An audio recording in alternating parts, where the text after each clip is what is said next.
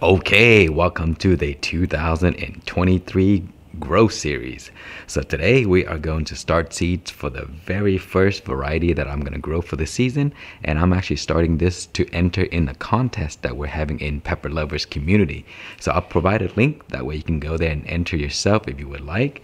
So I'm going to keep things very simple. I may grow a bunch, actually not a bunch, but a bunch less plants this year than last year because last year I grew too many. It was really difficult to maintain. So this year I'm going to reduce the amount, but everything should be pretty much the same. And every year I always encourage people to use potting mix that sort of like reduce your chances of getting fungus gnats in the tent, because right now it's only January 23rd, and so we're gonna have to grow the seedlings inside. I have a grow tent that I put them in under, and then once they get warmer, the weather gets warmer, then we move them outside. So in the meantime, we'll have it grown inside, and when you grow inside, fungus gnats is like sort of like a nightmare.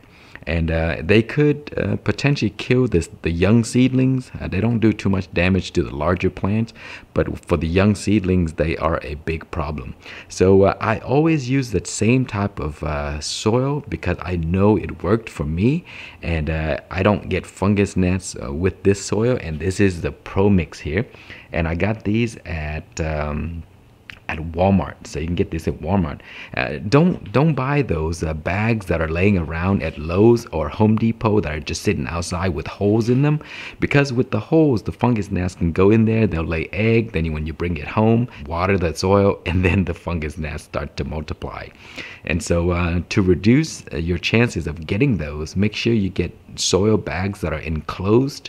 Bags that are inside the store and not outside the store. There are no holes in them, and I find that Pro Mix here is one of the better ones. So anyway, we're gonna keep things very simple. I'm using this bowl here. This is a noodle bowl that I saved, and I'm just gonna drop a bunch of seeds in here, and then I'll just thin them out later. And so what we're growing for the contest is the Scotch bonnet, any kind of color, yellow, red, whatever color Scotch bonnets that you can find. That is in the contest. You can grow it in soil, you can grow it in hydroponic. At the end of the season, we're just gonna do a pod count, ripe pod count. The plant with the most pods win. And their prizes at the end of the season, so it's a lot of fun. Also, when we're sharing pictures along the way, so you see what other people are doing and how their plants are looking compared to yours. So it's a really fun challenge. So yeah, that's all.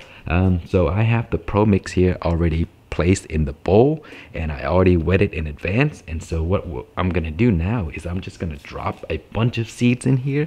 I have so many seeds.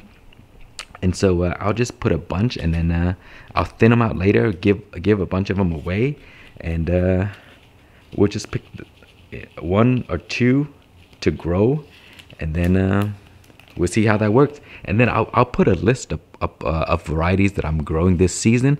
That way you can follow along and see what I'm gonna do. I'm definitely going to grow the Khang Starr White Tie, as well as the Lemon Starburst. That's what I grow every season.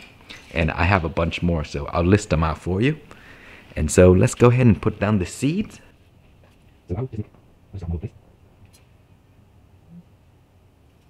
These are very old seeds, so I don't know if they're gonna sprout or not, so that's why I put a bunch. I think they're 3 seasons ago.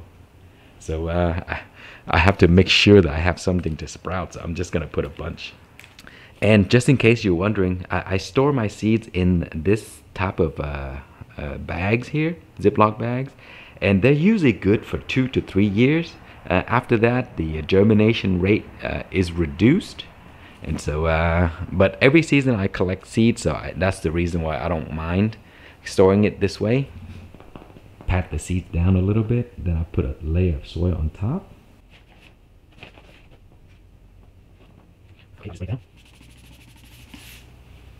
Just like that, and then I'll put a lid on top like this. This keeps the moisture from escaping, and also it keeps the seeds very warm inside my tent, and it helps with the germination. So that's it for now.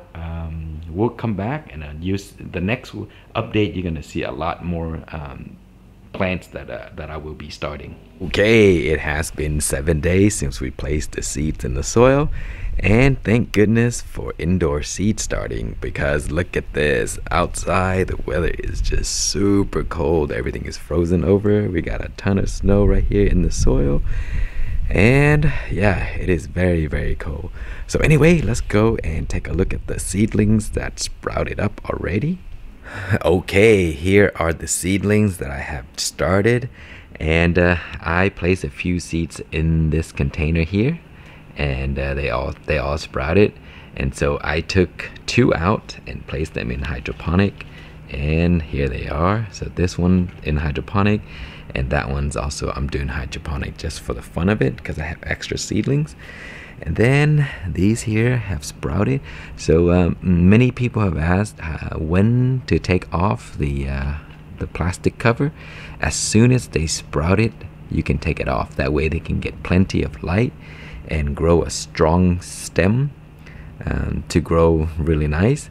And so yeah, it's only been 7 days, so I'm still waiting for a few of these to come up. Older seeds will take much longer.